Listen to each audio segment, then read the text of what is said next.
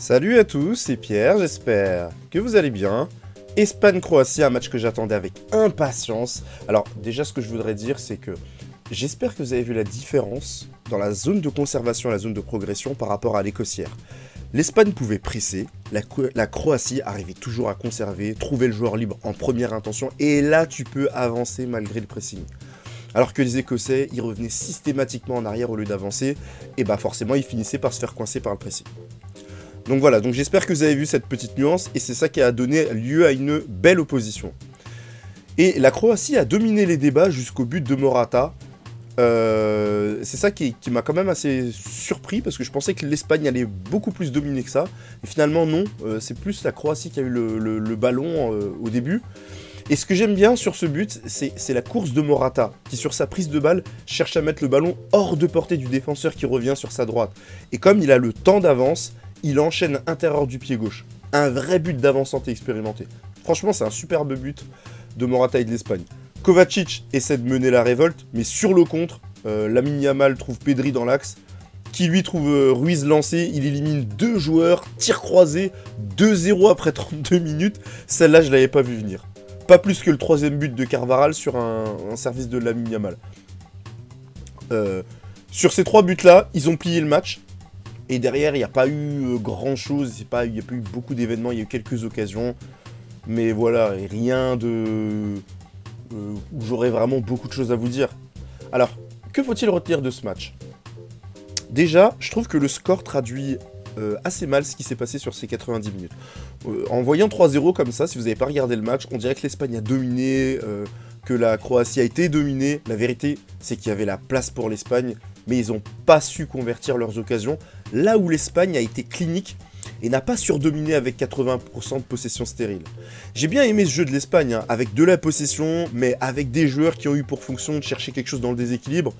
Fabien Ruiz notamment, qui a eu un peu de déchets dans le jeu, notamment dans le jeu long, mais il a tenté. Pedri bien sûr, et les ailiers Nico Williams et Lamine Yamal, qui sont de bons joueurs, mais que moi je trouve surcotés dans le sens où Nico Williams tente, mais il n'a pas une réussite qui t'amène beaucoup de situations dangereuses, et Lamine Yamal n'a pas de pied droit. Et à l'heure actuelle, il devrait être en train de le bosser à son âge pour être un meilleur joueur à 19-20 ans. Bon, nonobstant ces points, ce sont quand même des bons joueurs. Surcotés, ça veut pas dire qu'ils sont nuls, juste que si vous les évaluez à 8 sur 10, moi je les évalue à 6. Donc vraiment, c'était un match plaisant à regarder, en tout cas pendant 60 minutes. C'est de bonne augure pour l'Espagne qui sort de la crise, hein, qui a sévi ces derniers temps avec l'élimination au dernier mondial ou l'affaire Rubiales. D'un autre côté, pour ça je vous dis à la 60e minute, c'était bien jusqu'à la 60e minute, c'était assez surprenant pour moi parce qu'on s'est retrouvé un peu comme un NBA. Parce que moi, vous savez que je suis la NBA depuis 1998. Et bah tiens, d'ailleurs, en ce moment, il y a les finales. Et la nuit dernière, Dallas a détruit Boston. C'était un blowout de 35 ou 38 points d'écart, un truc comme ça. Résultat, dès la fin du troisième quart-temps, les coachs ont vidé leur banc et ils ont sorti les titulaires pour les reposer pour la suite. Donc on a eu un garbage time. Le garbage time, c'est tout le temps où ça sert à rien, quoi, où il y a juste les remplaçants, mais le match est déjà plié, quoi. De plus d'un quart-temps. Bah là, sur ce match, dès la 60e minute, c'est fini. Hein. Kovacic, Modric sorti. Le match était plié. Une demi-heure de garbage time dans lequel on va juste voir la Croatie obtenir un penalty, manquer dans un premier temps, marquer dans le deuxième et invalider au final. Alors, qui est l'homme du match ? Beaucoup d'Espagnols ont été bons. Moi, j'ai bien aimé Cucurella. Je sais qu'il a des détracteurs, notamment à Chelsea, mais moi, j'aime bien. Mon frère, il aime pas Cucurella, mais moi, franchement, je trouve que c'est un bon joueur. Il a été bon. Globalement, il y a beaucoup d'Espagnols qui ont été bons.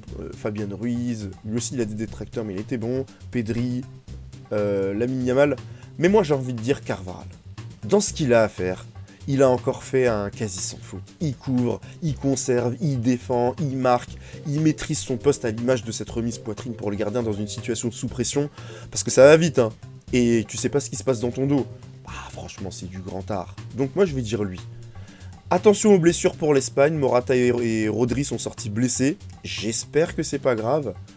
Le flop, j'ai envie de dire Gvardiol, dont j'attendais mieux aujourd'hui. Mais là, il a été pas mal pris à défaut, des pertes de balles, peu d'influence. On attend mieux d'un joueur de sa trempe. Alors, j'ai pas regardé Hongrie-Suisse, Donc pas de débrief là-dessus. Pour ceux qui ont suivi mon actualité dans l'onglet communauté sur YouTube, vous savez vous savez où j'étais. Pour les autres, j'étais avec mon équipe à un tournoi parce que je suis entraîneur et du coup j'ai raté le premier match. Merci d'avoir suivi ce débrief et à ce soir pour la suite de 7 euros.